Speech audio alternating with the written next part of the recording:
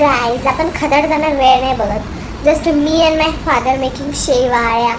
रात्रीच्या 11:15 वाजता आपण खातोय शेवाळ्या.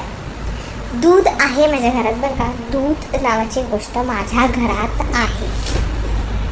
मी दाखवते तुम्हाला.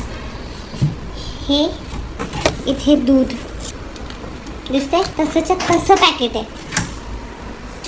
Steel talent.